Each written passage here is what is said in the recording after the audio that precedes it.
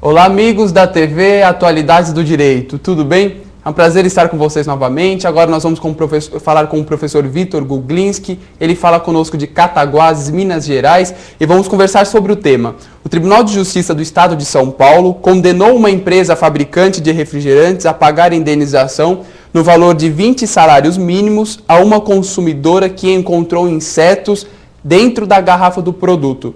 E o produto estava lacrado. Tudo bem, professor Vitor? Quais são as suas considerações acerca da decisão, professor?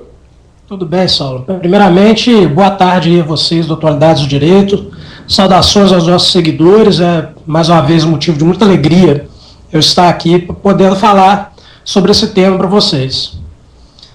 Bom, Saulo, a primeira consideração que eu tenho a fazer em relação a essa decisão é que, na minha opinião, ela é extremamente criticável do ponto de vista jurídico. Então, eu elenquei aqui alguns tópicos para poder deixar as ideias mais claras aí para o nosso telespectador, né, para quem está nos assistindo. E a primeira delas é em relação ao dano. Eu convido agora o nosso telespectador a acessar essa decisão, ao inteiro teor do acórdão, e ele vai verificar o seguinte, que o Tribunal de Justiça de São Paulo, nessa decisão, ele afastou justamente um pressuposto inafastável da responsabilidade civil, que é exatamente o dano. O que aconteceu nessa decisão? O Tribunal de Justiça de São Paulo condenou a fabricante do refrigerante por dano potencial, porque se você verificar na decisão, o produto não foi consumido por ninguém. Houve a consumidora que adquiriu lá o refrigerante, ela detectou que havia um corpo estranho na garrafa e imediatamente suspendeu o consumo, né? E o que aconteceu? Ela estava dando uma festa e os demais convidados se sentiram enojados, né? Sentiram repugnância por talvez estar bebendo ali um produto, consumindo um produto contaminado. Então, esse seria um fundamento para a condenação por danos morais. Qual o fundamento? O vexame, a situação de vergonha por parte do consumidor de estar servindo em uma festa um alimento impróprio para o consumo. Né? Em tese, parece que estava, eu li lá no acórdão, parece que nem era inseto, parece que eram fungos, porque o refrigerante não estava devidamente lacrado e permitia entrada de ar e formação de fungos. Então, esse seria um fundamento válido. Agora, o problema é que no acórdão, o relator e os demais que o acompanharam no voto, eles consideraram que houve aí um dano potencial. Então, eles consideraram que houve fato do produto. Então, é necessário aqui explicar o que é o fato do produto, que ele é muito comumente confundido com o vício do produto. O vício do produto, que ele está lá no artigo 18 do CDC, ele diz respeito a um defeito, entre aspas, que ele atinge meramente a incolumidade econômica do consumidor. Então, eu vou dar um exemplo aqui. Você vai até uma loja, adquire um televisor. E esse televisor, no momento que você instala ele na sua residência, você liga, a tela não está acendendo, ou existe algum problema com o controle remoto, né? Existe aí um dano meramente econômico, né? Isso vai atingir a incolumidade econômica do consumidor. Então, a responsabilidade por vício, ela visa exclusivamente isso, proteger a incolumidade econômica do consumidor. O fato do produto, por sua vez, ele diz respeito ao que nós chamamos de acidente de consumo.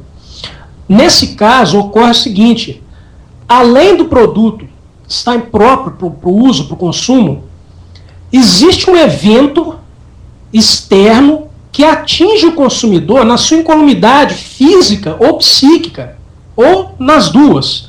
Então, além de causar um dano material, um dano de natureza patrimonial, ele pode vir a causar um dano de ordem extrapatrimonial, um dano moral.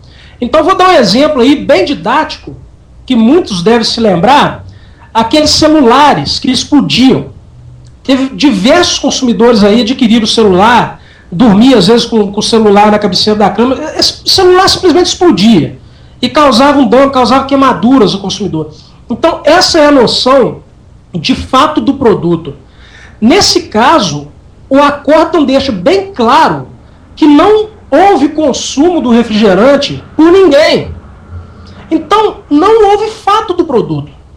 E você, não havendo fato do produto e não havendo dano, não há que se falar em dever de indenizar. Porque indenizar é o quê? É tornar indene, é retornar a coisa ao status anterior à causação do evento danoso. Né?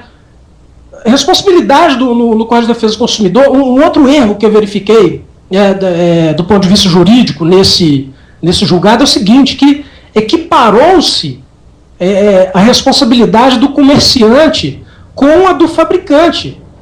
Isso, na minha opinião, é um erro muito grave, porque a responsabilidade do comerciante, em princípio, ela é subsidiária. O comerciante ele só vai ser responsabilizado quando você não puder identificar o produtor, né, o fabricante, o importador, dos casos lá do artigo 12. Aqueles sujeitos elencados no artigo 12 do CDC, quando eles não puderem ser identificados, ou quando o comerciante conservar mal o produto, você tem lá as hipóteses no artigo 13 do Código do Consumidor.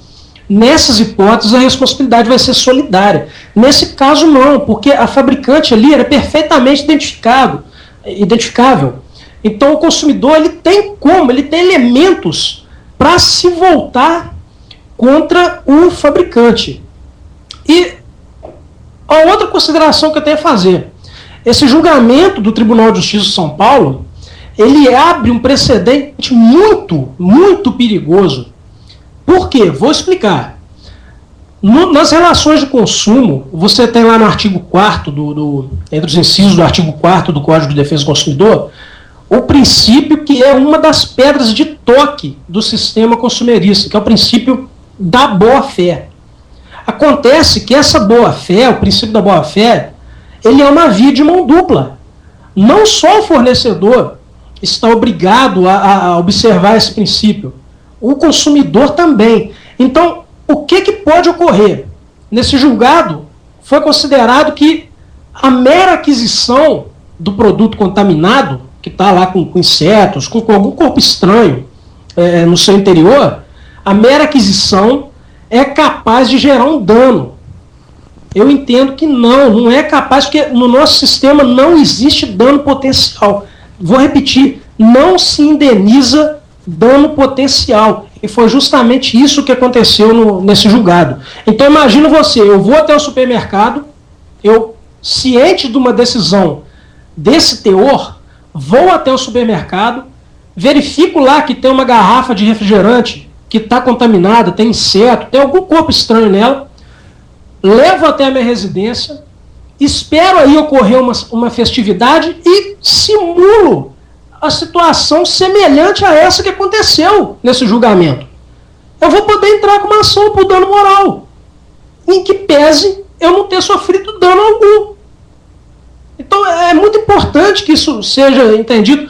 Nós respeitamos, obviamente, o douto posicionamento lá dos julgadores do Tribunal de Justiça de São Paulo, mas eles fizeram aí uma verdadeira desconstrução dos pressupostos da responsabilidade civil, principalmente o dano. É necessário que haja dano efetivo. A doutrina é massacrante nesse sentido. É necessário que haja um dano efetivo para que haja dever de indenizar. Né? Então, eu acho que agiu acertadamente o juiz de primeiro grau, que só condenou por dano material. Agora, se o fundamento fosse outro, se o fundamento da indenização fosse o constrangimento que a pessoa que está dando uma festa passa ao servir um produto impróprio para o consumo, aí tudo bem. Aí você tem um dano moral perfeitamente presumível, dano in re ipsa, né, que é chamado de in re ipsa, o dano decorrente da própria coisa. E, por fim, exatamente aqui foi esse tópico que eu acabei de comentar, o dano pelo vexame. É completamente diferente do dano pelo fato do produto. Fato do produto, nesse caso, não existiu. Com todo respeito aí ao posicionamento do TJ de São Paulo, Saulo. Perfeito, professor Vitor. Nós, do Atualidades do Direito, agradecemos os brilhantes esclarecimentos. Esperamos contar mais vezes com a sua contribuição, professor Vitor. Obrigado. Obrigado, Saulo. Estou sempre às ordens, viu? Muito bom, obrigado, professor Vitor. Obrigado. Um abraço a todos.